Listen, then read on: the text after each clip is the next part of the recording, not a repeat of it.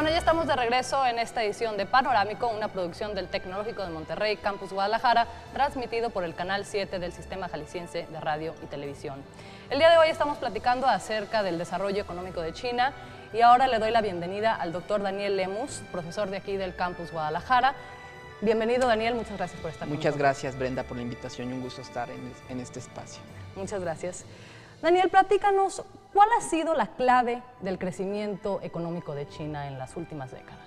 Mira, en realidad el crecimiento económico de China se puede retomar a partir de 1979 y los diversos estudios y las personas que están de alguna manera haciendo investigación sobre el tema coinciden que un elemento clave para entender el crecimiento ha sido la decidida participación del Estado en elegir un modelo económico para China.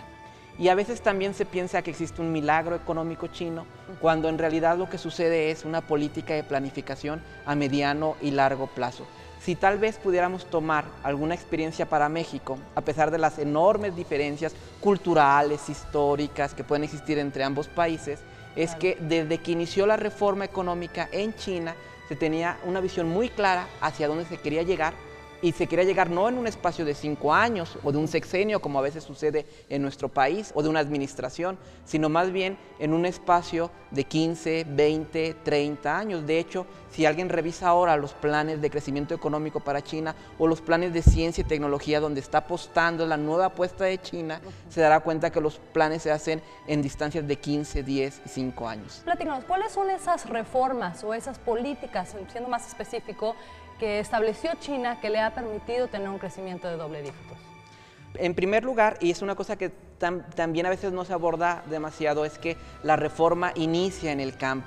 A veces cuando pensamos en el caso mexicano, queremos ver una industrialización muy rápida y se nos olvida una parte muy importante de nuestro país, que es el campo. En cambio, lo que sucede en China es que los incentivos del gobierno para elevar la productividad se dan a partir de permitir a los campesinos obtener un beneficio de la producción agrícola que antes estaba en comunas. Una vez que se consolida o que se empieza a consolidar el mercado interno, un segundo paso es hacer una apertura, pero una apertura que es muy interesante porque es una apertura gradual, por zonas, por ritmos, pero también que se da la oportunidad del ensayo y el error, a diferencia de nuestro país que tuvo que ver una apertura rápida, acelerada, donde no hubo tiempo para hacer esos ajustes. ¿A qué te refieres con gradual? ¿Cómo fue que se implementó esa política? Para empezar, cuando se da la parte de la apertura económica en China, se seleccionan solamente 4 ciudades, se experimenta en 4 ciudades. Para probar, ver si funciona. Y para hacer los ajustes necesarios. De hecho, la reforma inicia en el 79, hacia el 82-83 hay una serie de cambios precisamente para ajustar. Y otro aspecto interesante es que la inversión extranjera directa que se empieza a recibir no se hace en todos los sectores, sino que se va lentamente liberalizando la economía china. Ahora hablemos un poco de la crisis. ¿Cómo ha afectado la crisis económica mundial a este país? Bueno, si vemos el caso de México, pareciera que no ha afectado a China, porque la última proyección, en el último trimestre, China ronda el 8.2% de crecimiento económico del PIB. Claro, es uno de los países que ha podido seguir creciendo a pesar de que otros están hundiendo. Pero en un contexto diferente, porque China traía tradicionalmente 10.5, 11.5 de crecimiento del PIB, y no hay que olvidar simplemente que para poder incorporar a la nueva juventud china, la enorme juventud china, necesitan tasas de crecimiento del 7%. Entonces, ¿cómo afecta concretamente en las exportaciones? ¿Cuál es la solución que el gobierno chino trata de encontrar a este problema? Es incentivar el mercado interno. ¿Qué desafíos enfrenta la economía china, el gobierno chino, para poder continuar con ese crecimiento que trae desde hace mucho? Existen múltiples desafíos, pero yo me quisiera centrar prácticamente en 2. El primero de ellos es el abasto energético, garantizar la energía suficiente. Y el segundo, también básico, es el deterioro al medio ambiente. Sabemos, por ejemplo, que de las 20 ciudades más contaminadas del mundo, 12 se encuentran en China. Así es. ¿Qué experiencias puede tomar México o otros países en Latinoamérica en base a lo que China ha venido haciendo? Creo que la experiencia más importante y el reto más grande está en poder crear los consensos para tener una visión de país a mediano y largo plazo. Y ese es un tema pendiente que no hemos logrado resolver. Ahora, ese desarrollo económico que ha tenido China, como lo mencionaste hace poquito, ha sido tema de controversia por las emisiones de dióxido de carbono que emite. Ajá. Creo que en el 2007 sobrepasó a Estados Unidos y ahora se ha convertido en líder mundial de estas emisiones. ¿Qué políticas está llevando a cabo China para combatir estas emisiones? Básicamente lo que ha intentado el gobierno chino es generar una serie de marco legal que permita poco a poco limitar los contaminantes de las grandes empresas. El problema es que China, cuando hablamos de China, es una realidad multifacética.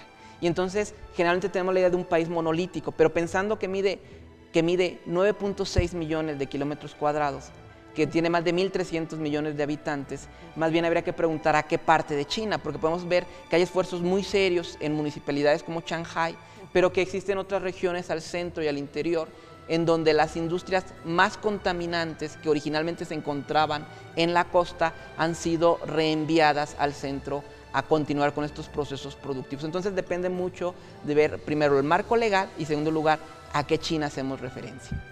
¿Es sostenible el modelo económico que tiene China ahora? ¿Puede continuar con el crecimiento y al mismo tiempo reducir las emisiones? Desde mi punto de vista, el modelo económico chino que ha incorporado el capitalismo es insostenible a largo plazo, por una razón muy sencilla.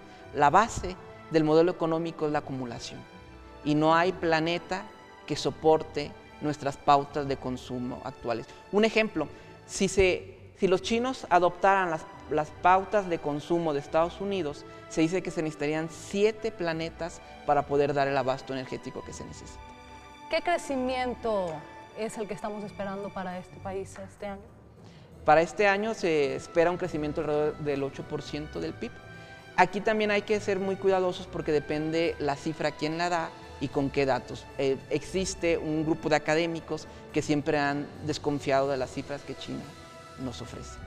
Bueno, muchas gracias, doctor. Nos tenemos que ir a un corte, pero antes los invito a ver la siguiente cápsula. Adelante.